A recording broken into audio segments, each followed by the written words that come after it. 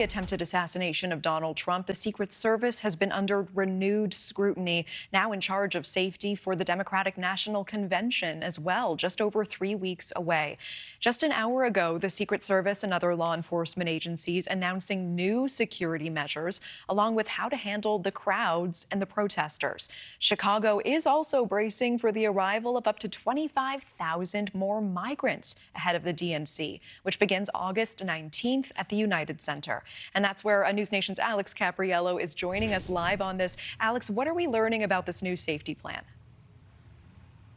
Yeah, if nothing else, we're learning that there is a lot of people involved in the operations and making sure that this Democratic National Convention is going to be successful and safe. We heard from the United States Secret Service, the governor of Illinois, the mayor of Chicago, as well as other law enforcement entities, most notably Chicago Police Department, who is really going to be patrolling these streets, making sure that everyone is safe during these very busy few days here in Chicago. They also unveiled some maps, which really shows the security perimeter. This is what a lot of people are most concerned with, because not only based on the recent assassination attempt of former President Donald Trump, people want to know that these high-level politicians and delegates are going to be safe, but also it has major impacts for the people who live here in the city of Chicago. So when you look at those maps, you can see in that yellow, that is going to be where those security perimeters begin. Vehicle screenings for people that might be driving their cars through the neighborhood, also people that are being dropped off by ride shares. There's going to be a very detailed security perimeter there to make sure that there are no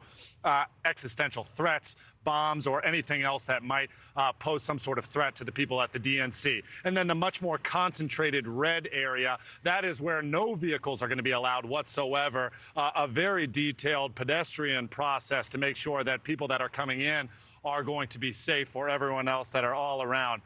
This is something that is not just happening today. It's been taking months for all of these law enforcement agencies to coordinate, to collaborate together and make sure that they have a plan. From the Chicago Police Department perspective, anticipating thousands of protesters who might be coming here, they've been conducting a lot of tests to make sure that their plans are foolproof. Take a listen.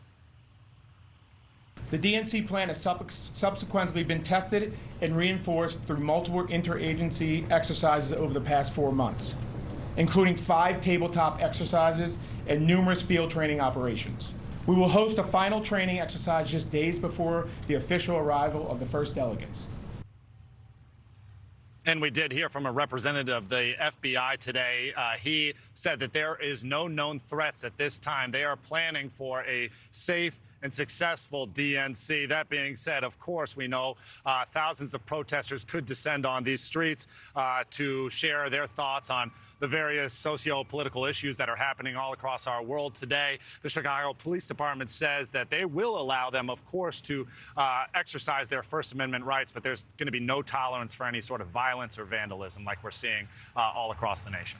Yeah, Natasha. and we saw some of those maps and the perimeters. How are DNC leaders preparing those who actually live and work in the city about what's to come?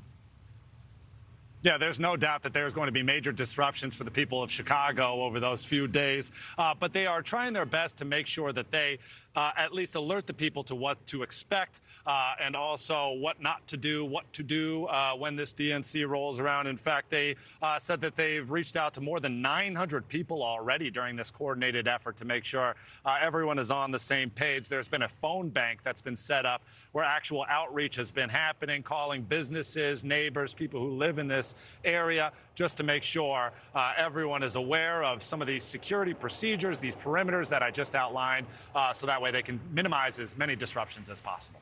Natasha. All right, Alex Capriello monitoring all of that for us. Thank you so much. Thank you for watching. Go to newsnationnow.com to find News Nation on your television provider. And don't forget to click the red subscribe button below to get more of News Nation's fact-driven, unbiased coverage.